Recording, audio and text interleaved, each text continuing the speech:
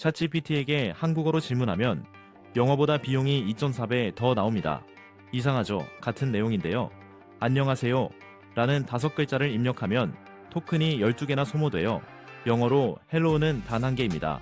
그래서 한국어로 챗GPT를 쓰면 답변이 중간에 끊기고 그래프에 한글이 네모로 깨지고 긴 대화를 나누다 보면 갑자기 영어로 답하기 시작합니다. 왜 이런 일이 벌어질까요? 결론부터 말씀드리면 챗GPT는 애초에 영어를 기준으로 설계된 시스템이기 때문입니다. 한국어는 말하자면 수입차를 한국 도로에서 몰고 다니는 것과 같아요. 연비가 낮고 표지판이 안 맞지만 세팅만 제대로 하면 어떤 국산차보다 강력한 성능을 뽑아낼 수 있습니다. 오늘 영상에서는 챗GPT 한국어 오류를 해결하는 10가지 방법을 알려드릴게요. 먼저 토큰이라는 개념부터 짚고 넘어가겠습니다. 챗GPT는 글자를 그대로 읽지 않아요. 텍스트를 토큰이라는 조각으로 쪼개서 처리합니다. 영어는 대략 4글자가 토큰 1개예요. 그런데 한국어는 한 글자당 2개에서 3개의 토큰을 씁니다. 왜 이런 차이가 날까요?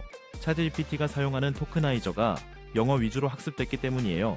한글은 자모 단위로 분해해서 UTF-8 세그먼트로 처리하거든요.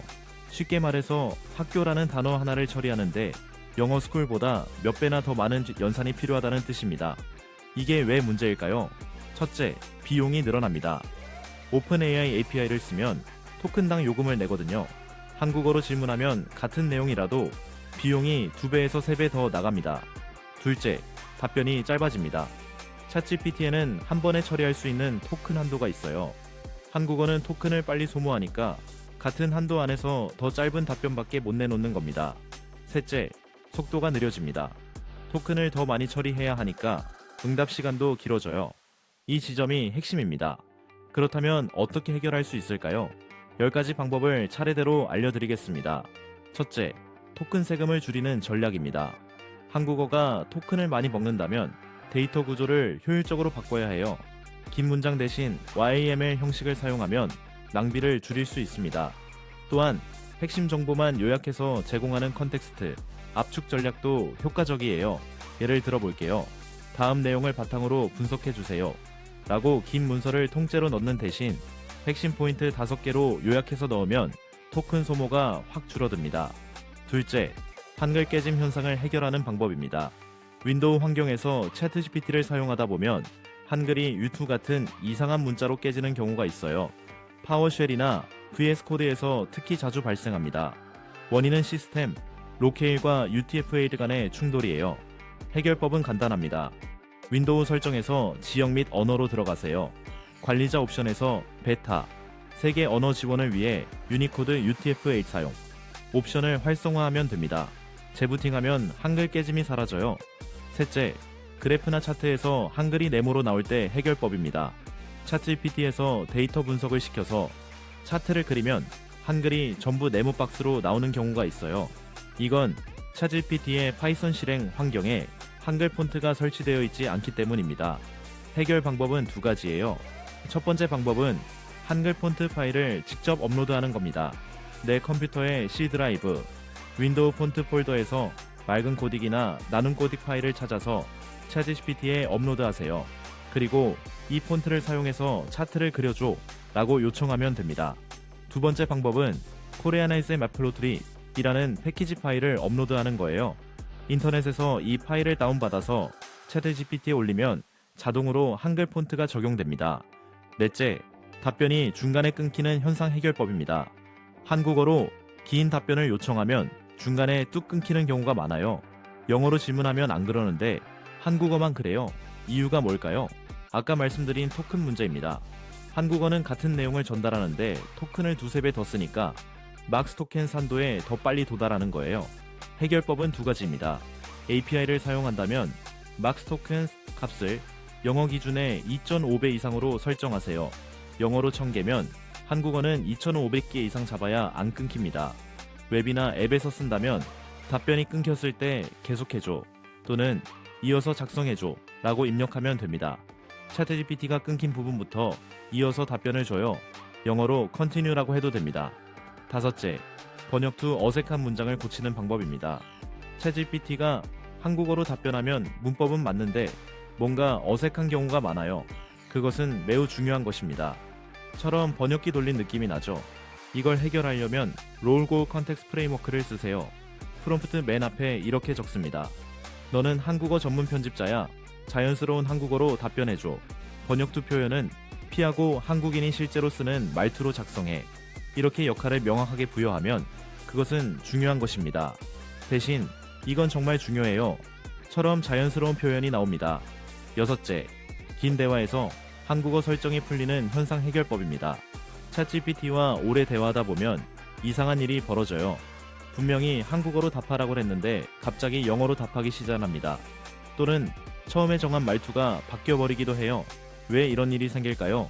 챗GPT에는 컨텍스트 윈도우라는 게 있어요. 쉽게 말해서 기억력의 한계입니다. 대화가 길어지면 처음에 설정한 시스템 메시지가 뒤로 밀려서 잊혀지는 거예요. 해결법은 컨텍스트 엔지니어링입니다.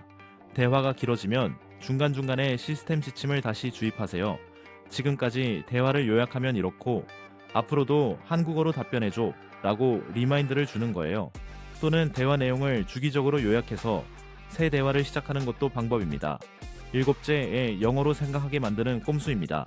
재미있는 사실이 있어요. 챗GPT는 한국어로 생각할 때보다 영어로 생각할 때 추론 능력이 더 높습니다. 학습 데이터의 80% 이상이 영어거든요. 그래서 복잡한 질문은 이렇게 하면 좋아요. 질문은 영어로 던지고 마지막에 한국어로 답변해줘 라고 붙이는 겁니다.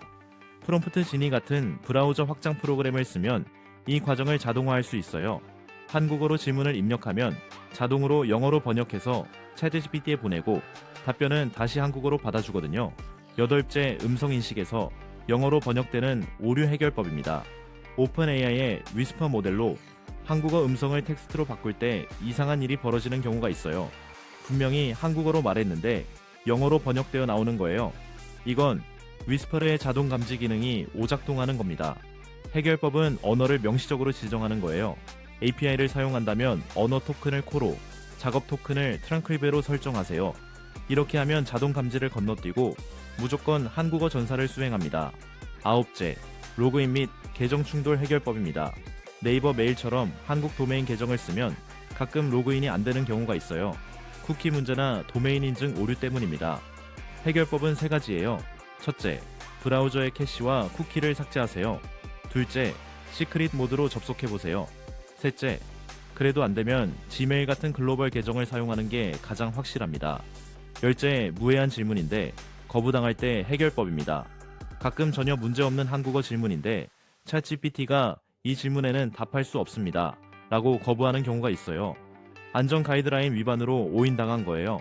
한국어의 미묘한 표현이 영어 기반 안전 필터에 걸리는 경우가 있거든요. 해결법은 질문의 의도를 더 명확하게 설명하는 겁니다.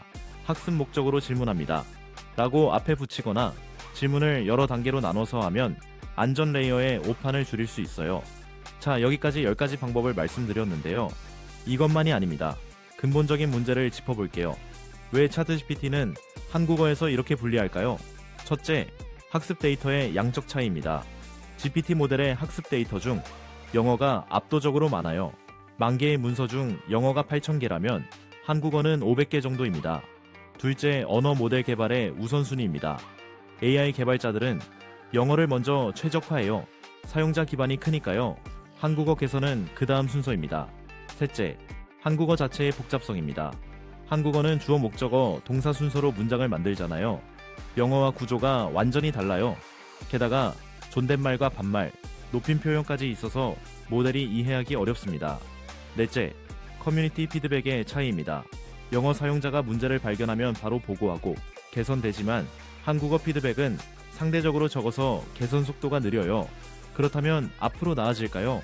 희망적인 소식이 있습니다. 오픈AI 보고서에 따르면 GPT 3.5에서 GPT-4로 넘어가면서 한국어 성능이 크게 향상됐어요. GPT 3.5의 영어 성능이 70%였는데 GPT-4의 한국어 성능은 71%까지 올라갔습니다.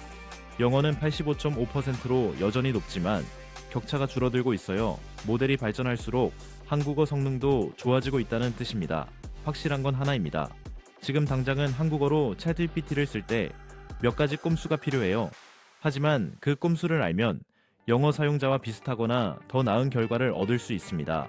오늘 핵심을 정리할게요. 챗GPT 한국어 오류의 근본 원인은 토큰 차이입니다. 한국어는 같은 내용에 토큰을 두세 배 더 씁니다. 해결법은 10가지. 토큰 압축 전략 쓰기, UTF-8 설정으로 한글 깨짐 해결하기, 한글 폰트 업로드로 차트 깨짐 고치기, 토큰 예산 늘려서 답변 끊김 방지하기, 역할 부여로 번역투 줄이기, 컨텍스트 엔지니어링으로 페르소나 유지하기, 영어로 생각하게 만들기, 위스퍼 언어 토큰 명시하기, 계정 문제는 글로벌 계정으로 해결하기, 질문 의도를 명확히 해서 거부 우회하기.